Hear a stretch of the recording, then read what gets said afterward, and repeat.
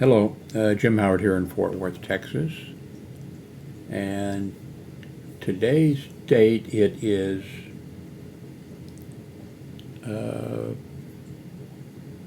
Friday, June 18th of 2021.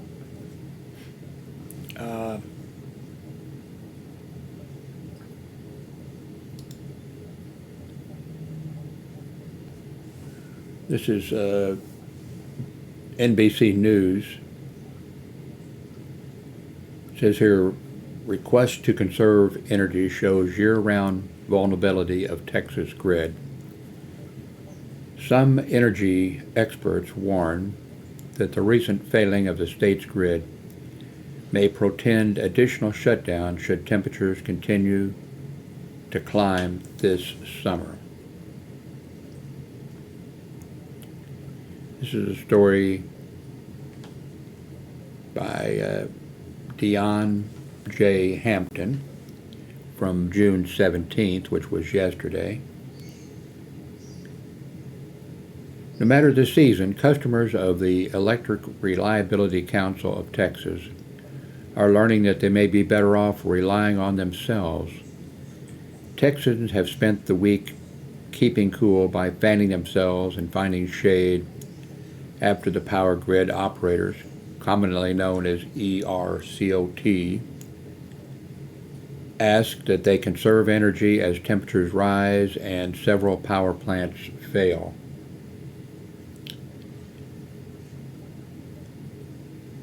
ERCOT officials haven't pinned down the cause of the mechanical issues that led to the breakdown just 4 months after a massive power outage left millions of people in the state without heat or electricity. And of course, I've made a video on that, and we suffered from that here. We were like the first that they turned the power off to, and I'll put a link to the video that I made about that. But let me just explain again. Back 4 months ago, it was cold, very cold, and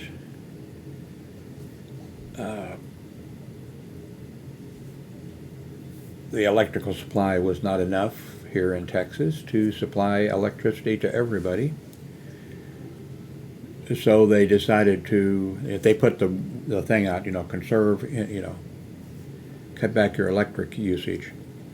And then they cut the power to, well, the plan was to cut power to certain areas. And it would be off for 4 or 5, I don't know how long, 4 or 5, 6 hours. Then they would turn the power on, well, they would first, turn the power off to another area or areas, and then they would turn the power on to where they had cut it off. We were the first ones that they cut the power off, millions of us here in the Dallas-Fort Worth area and a larger area.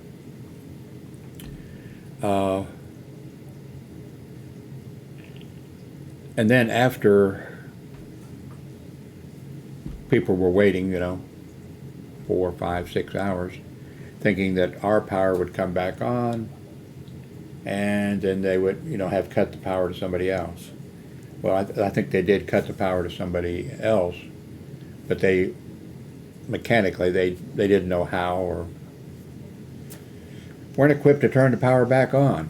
And in addition to that, I guess, I don't know, somebody must have been doing roulette or something, deciding what areas to cut off. They cut off power to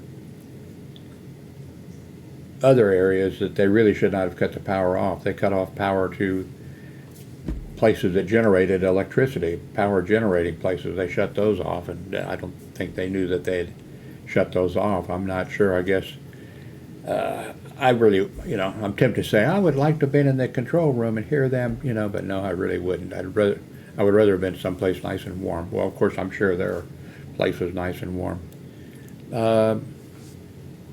Some reports are that over the 4 days that we were without electricity,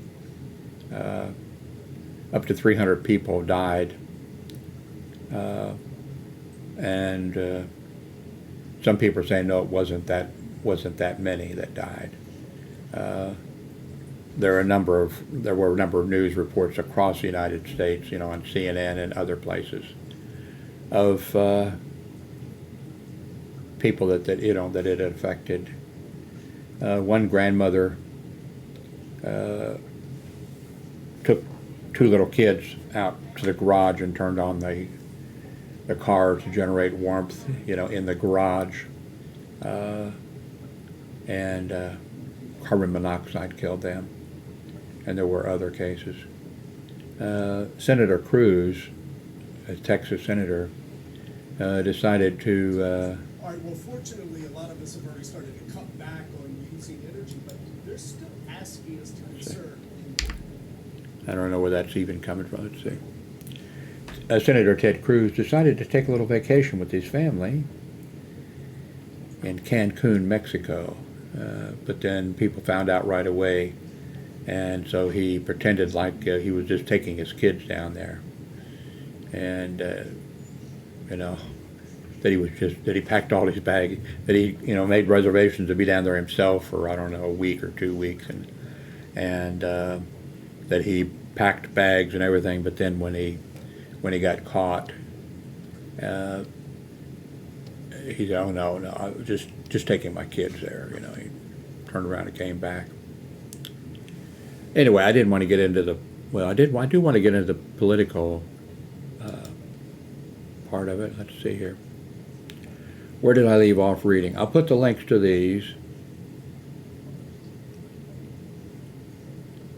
Okay, back to this. The Electric Reliability Council of Texas, which previously came under fire after it was accused of mishandling its resources and preparing for the historic freeze in February that killed more than 100 people. Okay, this article says 100 people. Well, it says more than 100. Issued to watch Tuesday. Today is Friday, by the way. One step below emergency action. It blames a combination of high generation outages typical in April and higher than forecasted demand from a stalled cold front over Texas. Oh, this is back then. Oh, okay. We're talking about the.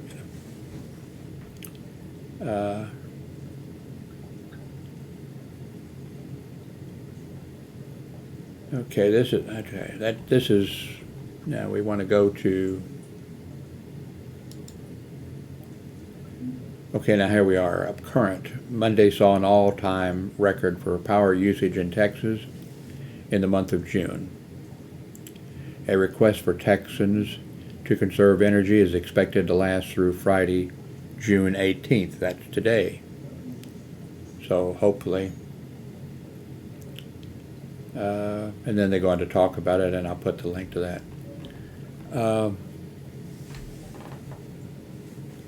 My other video, and I'll put the link to that. I don't pull any punches in telling you what I think about the Texas power grid. Well,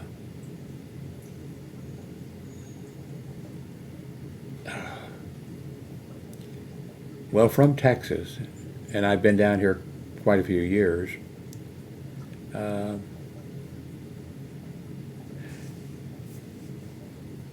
I would say, if you're thinking of moving to Texas for some reason, don't come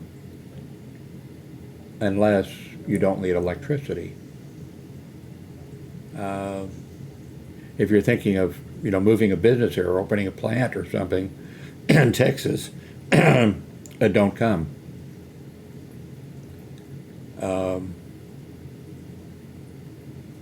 They do not have a reliable electrical grid working because of, I mentioned that the other, because of corruption and, in my opinion, malfeasance. If you need, now if you're wealthy, if you can, well, even if you can afford to buy a home in Texas and have a power plant, installed at the same time, or buy an old place, someplace that's, and if you can spend the money, the thousands of dollars, in order to have a standby generator that will be integrated into your system and will automatically kick on. Okay, maybe come to Texas. But you realize that the Walgreens down a few blocks away where you need your prescriptions, or the Walmart where you need to purchase food, or, well, you wouldn't be if you could afford it. You'd be eating at Whole Foods or something. I don't know where you'd be eating, and I'm poor.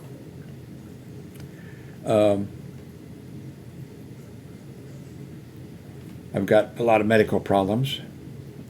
I share this apartment with my ex-wife so that we could, and my grown son, we all kick in on the thing, on the cost.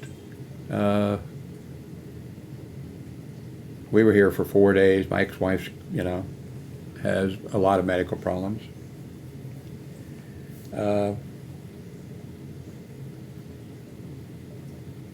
We managed to keep the temperature about 46 degrees in here for the 4 months ago. That's cold. And we were without power for 3 or 4 days.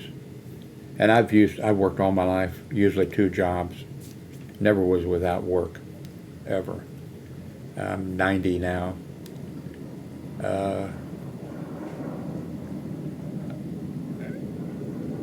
Thank God the power came on when it did, because I couldn't have taken much more of it. And we've laid in a supply. I could show you, I guess, the living room. We've laid in, I bought some, I forget, I bought 8 or 9 things of firewood, in the boxes that each log burns for 3 hours or something. And my ex-wife, with her money, she purchased, I forget how many more boxes. So we have a living room filled with, firewood. Not sure if you can see it in the background. Can you? No, you can't see it. I'm in the way. Right behind me is a standby power pack, and over there is, we can't, is a gigantic solar panel, but it's inside, and this is an apartment complex. There's no way that we can mount it outside. But we do have the power pack, which is charged up, and we're trying to think what we can do. I've got 4 grown children. My daughter, who lives in this apartment complex, also with her son, my grandson, they have a power pack and a solar. Nope, they can't mount the solar cell either, the big solar cell.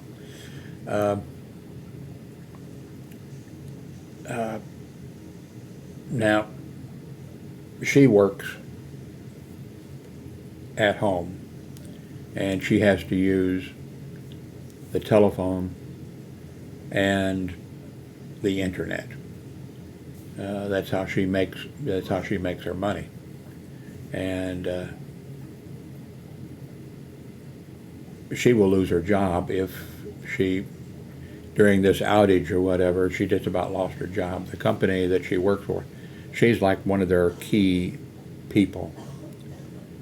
And I can't believe that they would let her go, but they, according to her, and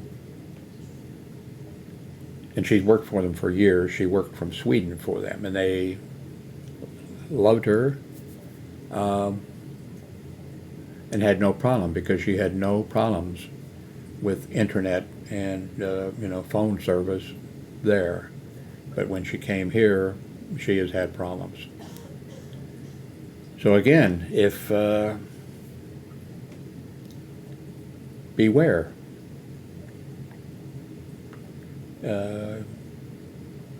Beware about coming to Texas to live, or coming to Texas to start up a business or something, because the Texas power grid, and Texas has its own power grid.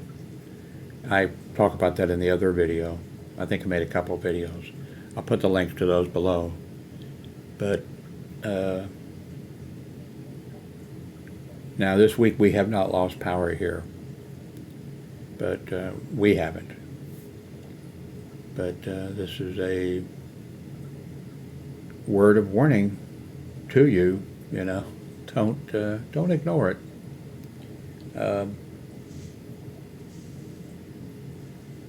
I'm not totally. I mean, I don't know anything about the state level and all that kind of stuff, but I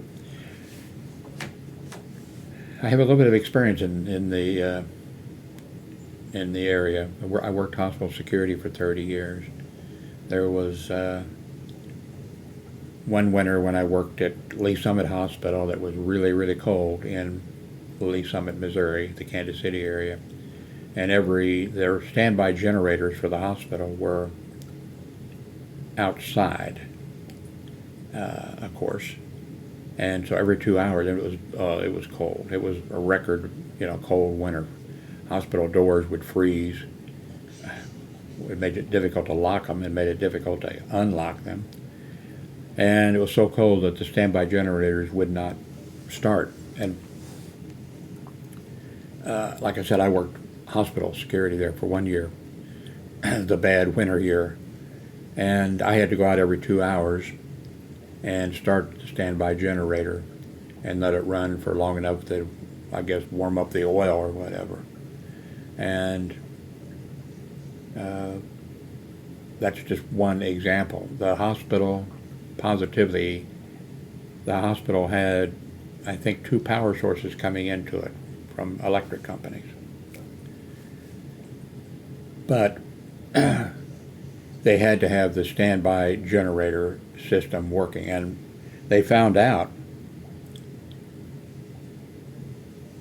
that the standby generator, like before they decided to have security, have me to do it. The doctors came in for surgery, the patients came in for surgery, all that kind of stuff, and they had electrical power in the hospital from the power and light company or whatever, but the standby generator system would not kick on, would not run. They couldn't start it.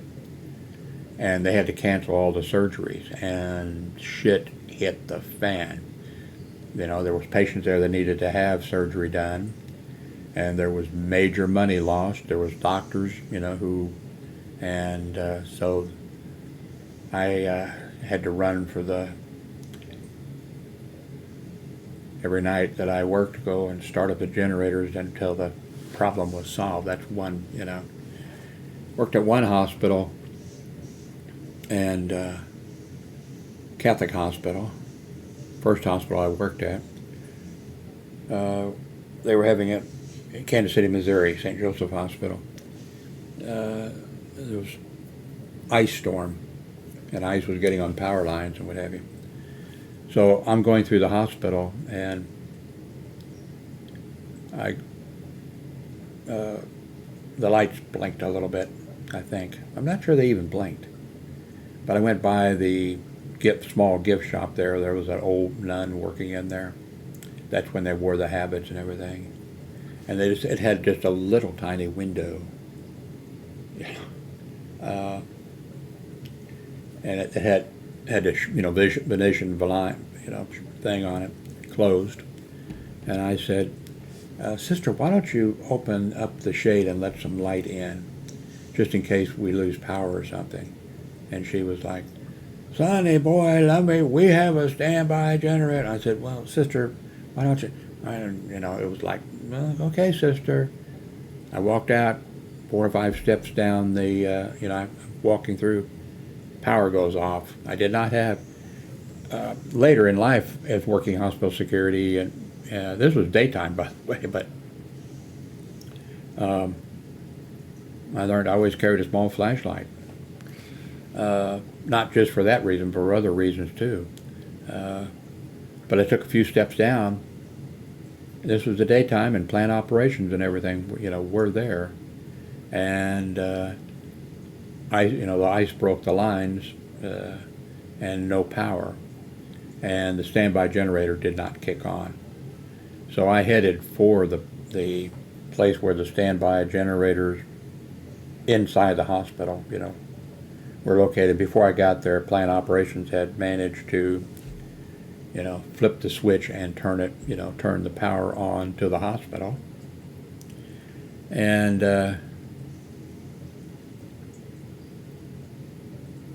so that wasn't, that wasn't the end of the problem. So the standby generator kicked on, and of course the plant operations people, all the hospitals I worked at, the plant operations people, they took care of, that was their, bailiwick. I'm not sure exactly what bailiwick, I've heard it before, what it means, but that was their area of expertise.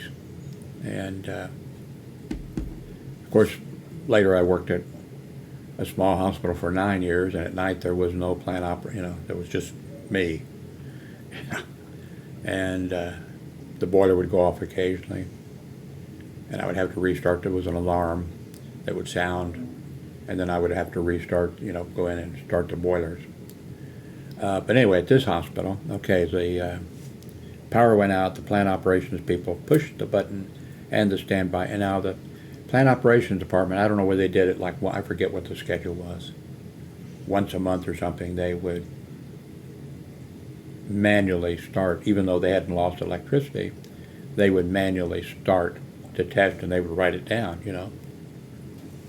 tested. And they tested it they've been testing it, I guess, for years there. Because I think that hospital, not at that location, but that hospital, St. Joseph Hospital, they opened in the 1800s. They were like the first hospital, I think, to come to in the Kansas City area, Nuns came from someplace. And anyway, the plant operations, they tested the system. Now,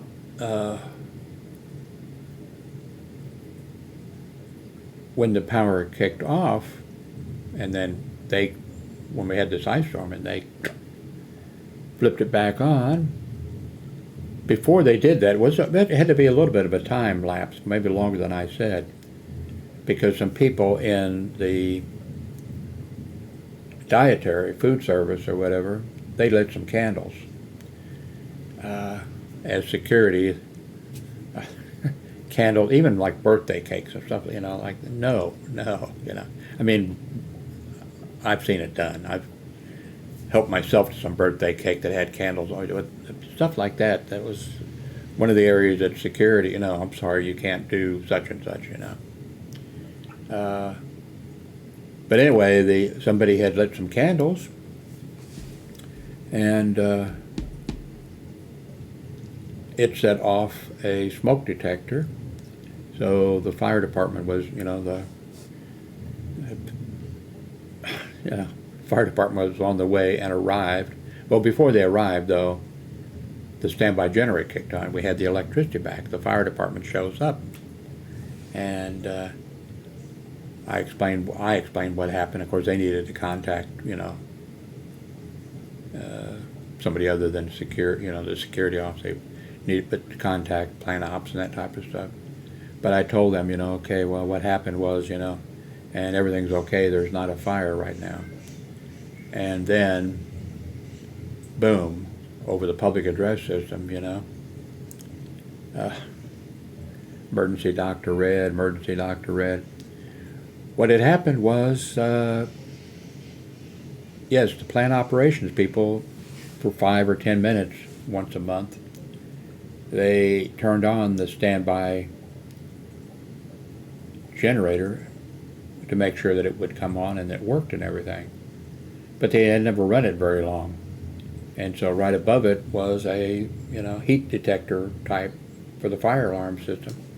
And the standby generator heated up and boom, set off the fire alarm system. When the fire alarm system, gets set off, it shuts down all fire doors, shuts off air handle. I mean, we're talking, because I've made some videos where I talked about,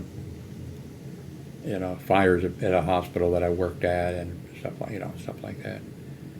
So I guess that's enough. I'm not thinking back about the good old days, by the way. I'm glad man, I'm glad that I was not working. I stopped. Well, I stopped working in-house security in the Kansas City area in 2000, and then I stayed in Kansas City and I did the 2000 census, and then I went to Orlando and worked for a contract company down there, and they made me the supervisor for their contract hospital security at the hospital. And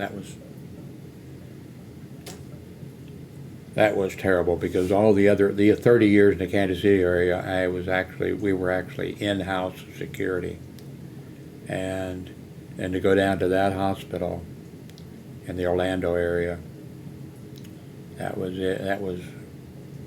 That was horrendous how bad things were, and we were just contract security, and they didn't really want us. They needed us, but they didn't actually want us. They didn't respect us, and there wasn't anything I could do, even though the contract guard agency that sent me, when they said, we want you, and I said, I don't want to go, I don't want to do it, They said, we need you, and, because the other contract security, it was like that hospital went through contract security guard companies. None of them worked out. And I told these people, I said, there isn't any way that I can improve what the people think, no matter what we do with the bad things that have happened, you can't recover from that at a hospital. Employees be telling that, and sure enough, when I was working there, I got out of there, I actually moved. Just, not far, but that was my excuse. I can't be in charge of security there anymore, and they put me working other places, but not hospitals. But you can't recover. While I was there, it was humiliating, and those people were so fucking stupid. They actually made, I think, probably worldwide news. That hospital, not while I was working there, I don't think. I think it was just before I went to work there. Now, I think a movie was actually made. I think it might have been a made-for-television movie, I believe. And that's where, well, I don't want to go into it. Anyway, well, what it amounted to was there was, I think, a car accident, and two young women are brought into the hospital from the car accident. One dies, the other is, and goes to the operating room and intensive care unit, and the family sits by there, and the other family, buries the girl that died. About a week later, the hospital figures out that they told the wrong parents and family. The girl who the parents had to go to the surgery and then to the intensive care unit, and the family was there sitting around her bed and doing this. Their daughter actually was the one who died immediately and was buried by this other family, and the people who had buried who they thought was their daughter, that was their daughter that was in, so, and that's, anyway. Thank you for watching. So far we have not lost power from this week, and it's